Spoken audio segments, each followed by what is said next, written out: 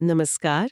आज हम एक ऐसे सेक्टर की बात कर रहे हैं जो आजकल शेयर बाजार में काफी चमक रहा है। Internet real estate. हाँ, बिल्कुल, बहुत हलचल है इसमें। और आज हम जिस पर बात कर रहे हैं वो एक आर्टिकल पर बेस्ड है जिसका टाइटल है रियल एस्टेट 2025 का सबसे दमदार सेक्टर। और ये टाइटल ऐसे ही नहीं है।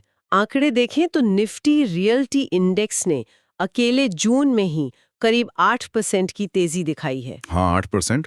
ये निफ्टी 50 जैसे मेन इंडेक्स से तो कहीं ज्यादा है। तो सवाल यही उठता है, आखिर चल क्या रहा है? क्यों ये सेक्टर इतनी तेजी पकड़ रहा है? हाँ, तो यही समझने की कोशिश करते हैं। आर्टिकल कई वजह बताता है। पहली और शायद सबसे अहम वो है कि इलेक्शंस के बाद ना घरों की डिमांड में एक मजबूती लौटी है। अच्छा, मतलब लोग फिर से घर खरीदने का मन मना रहे हैं। हाँ, ऐसा लग रहा है। बायर्स मार्केट में वापस आ रहे हैं। और दूसरा बड़ा फैक्टर है सरकार का फोकस। इंफ्रास्ट्रक्चर पर है ना, हाईवे, मेट्रो वगैरह। बिल्कुल, हाईवेज बन रहे हैं, मेट्रो नेटवर्क बढ़ रहा है, स्मार्ट सिटीज पर काम हो रहा है। अब देखिए, जब कनेक्टिविटी सुधरती है तो उन इलाकों की वैल्यू अपने आप बढ़ जाती है। लोग वहां रहना चाहते हैं, इन्वेस्ट करना चाहते हैं, तो रियल एस्टेट को सीधा फायदा मिलता है। सही बात है। और एक और उम्मीद है बाजार को, वो है आरबीआई से ब्याज दरें कम होने की। हाँ, ये बहुत क्रिटिकल पॉइंट है। अगर होम लोन सस्ता होता है मतलब इंटरेस्ट रेट्स कम होते हैं तो ईएमआई कम होगी। एग्जैक्टली तो खरीदने की ताकत बढ़ जाती है, लोगों की अफोर्डेबिलिटी इंप्रूव होती है। तो ये सब चीजें मिलकर माहौल बना रही हैं। हाँ, और इसी माहौल में एक और इंटरेस्टिंग बात आर्टिकल में है कि वित्त वर्ष 2026 की पहली तिमाही मतलब Q1 FY26 में हाँ। जो बड़े बिल्डर्स हैं उन्होंने रिकॉर्ड तोड़ बुकिंग की है, प्री सेल्स जिसे कहते हैं, और नए प्रोजेक्ट्स भी खूब लॉन्च किए हैं। अच्छा, मतलब डेवलपर्स भी काफी कॉन्फिडेंट लग रहे हैं इस डिमांड को लेकर। बिल्कुल, सप्लाई साइड से भी एक्शन दिख रहा है। तो डिमांड, इंफ्रा, इंटरेस्ट रेट की उम्मीद और डेवलपर कॉन्फिडेंस, ये सब मिलकर एक मजबूत बेस बना रहे हैं सेक्टर के लिए। सही है।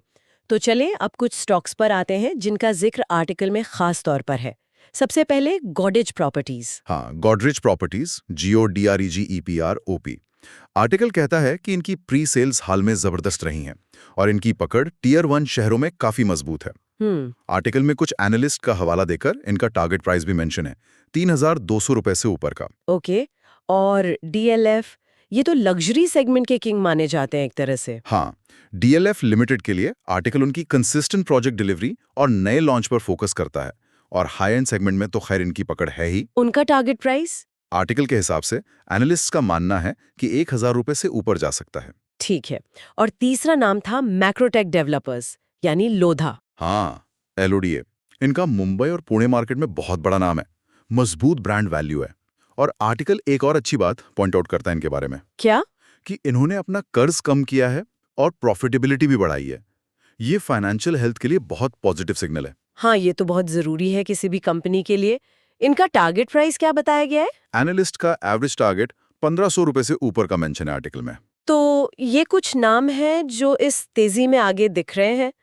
तो कुल मिलाकर ये आर्टिकल निवेशकों को क्या सलाह दे रहा है? देखिए, आर्टिकल का main focus long term investors पर है, मतलब जो लोग अगले कुछ साल का नजरिया रखकर चलना चाहते हैं, उनके लिए ये सेक्टर 2025 में एक अच्छा मौका हो सकता है, जहां अच्छी ग्रोथ की उम्मीद है और शायद रिस्क भी थोड़ा कम हो।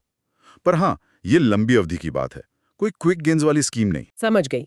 तो अगर समराइज करें तो घरों की बढ़ती डिमांड, सरकारी इंफ्रा पुश, ब्याज दरें नीचे आने की उम्मीद और टॉप कंपनियों का अच्छा प्रदर्शन, ये सब मिलकर रियल एस्टेट सेक्टर को हवा दे रहे हैं। बिल्कुल सही, यही मुख्य ड्राइवर्स हैं अभी। लेकिन हाँ, आगे देखना होगा कि ये मोमेंटम बना रहता है या नहीं। वही मैं सोच रही थी, मतलब क्या ये तेजी टिकाऊ है? ये बड़ा सवाल है। भविष्य में दो चीजें बहुत अहम होंगी। एक, क्या इंफ्रा पर सरकार का खर्च जारी रहता है, और दूसरा, और शायद ज्यादा जरूरी, क्या ब्याज दरें सच में कम होती हैं। क्योंकि उम्मीदों पर तो सब कुछ नहीं चल सकता हमेशा। सही कहा, एक्शन दिखना जरूरी है। तो यहीं पर हम अपने श्रोताओं के लिए भी एक सवाल छोड़ सकते हैं। सोचिए, अगर किसी वजह से इंटरेस्ट रेट्स कम नहीं होते जैसा कि उम्मीद की जा रही है, तो क्या होगा? हाँ, क्या ये सेक्टर फिर भी चलता रहेगा या इस ग्रोथ पर ब्रेक लग जाएगा? या फिर जो डोमेस्टिक डिमांड और इंफ्रा का काम है, क्या वो इतना मजबूत है कि इन मुश्किलों के बावजूद सेक्टर आगे बढ़ता रहे?